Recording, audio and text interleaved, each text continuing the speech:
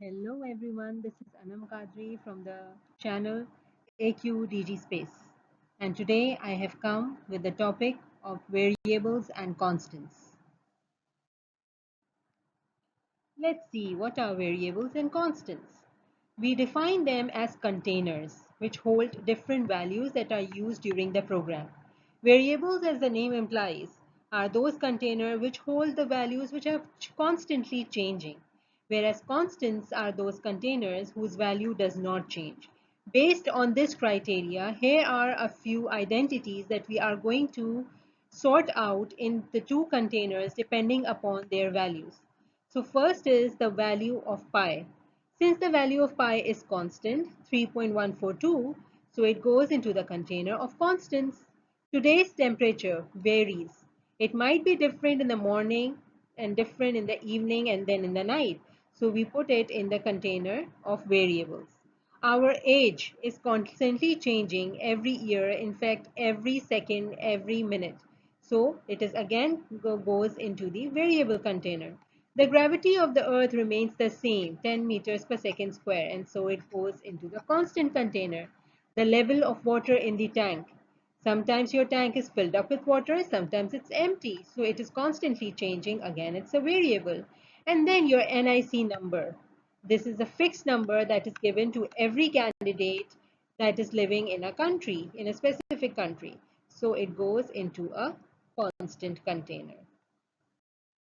Based on the previous scenario, we can deduce that constants are those fixed values that do not change during the program execution.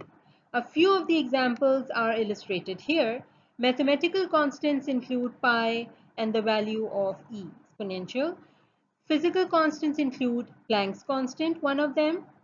Numerical constant might be 2 or the numeric 3. Constant function is if you are allotting a fixed value to a function fx. And character constants include any character, for example, the character a. Whereas variables are all those values that keeps changing throughout the execution of the program. For example, if we have three variables, a variable x that is given a value of 10, variable y that is given a value of 5, and z is equals to 15. Let's see how is it stored in the memory space. For example, if this is the memory space, it will allot a small area with the name of the variable x, which will hold the value 10 for some time. Then some other area would be allotted by the name of y, which would be given the value 5. And similarly, a small space for z variable would be allotted that will hold the value of 15 for some time. However, this value will change constantly. For example, if during the execution x has now changed to 12, then this number 10 would then be replaced by number 12 during the execution in the same memory. We now know what is a variable. So depending upon that criteria, there is a different criteria, or there are a few rules that need to be applied when naming a variable. Obviously, when naming a variable, care should be taken that it has a meaningful name.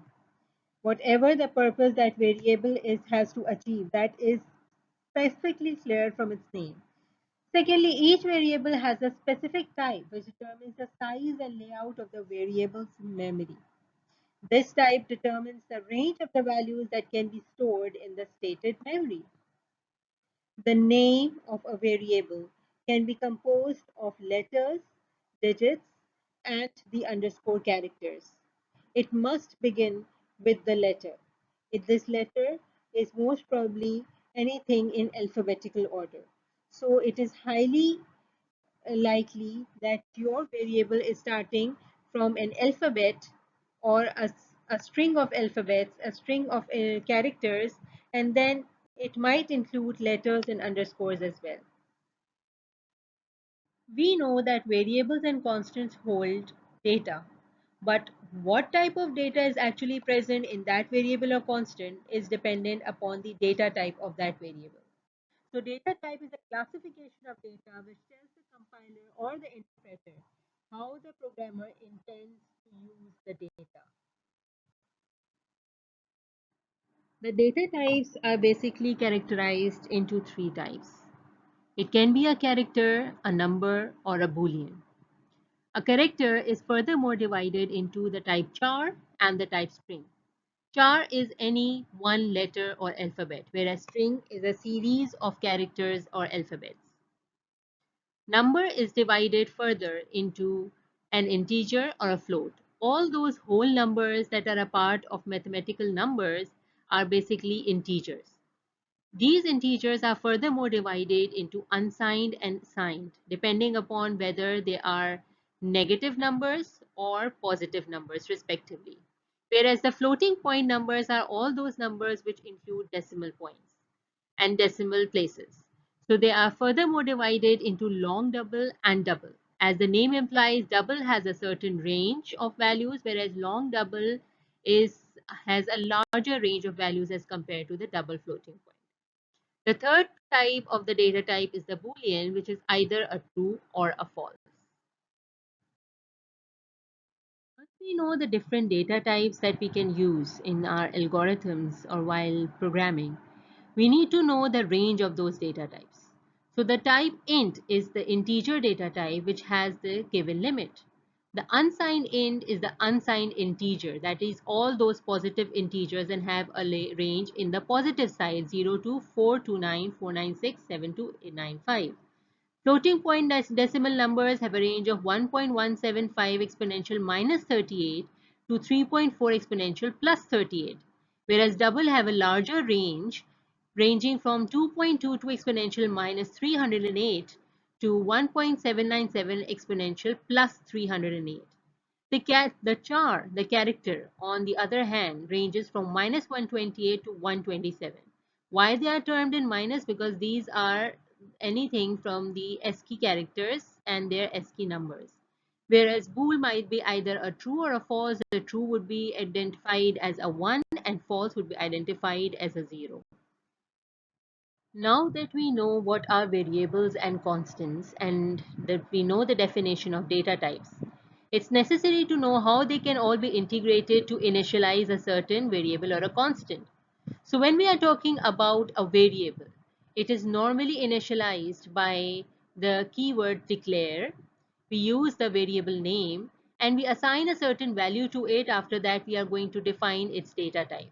Whereas when we are declaring a constant, we use the keyword hashtag define and then the keyword constant, the name of the keyword, the name of the constant. We give a value to that constant and then its data type. Note that the values are given in both the cases, but the difference is that the value given to a constant would remain the same throughout the program. So just by the name of the mentioned pi is enough to know that, okay, here the value 3.142 will be used. Whereas in case of a variable, we assign a value to it so that it does not use the garbage values that are present, because garbage values might then hinder the result or might change the result.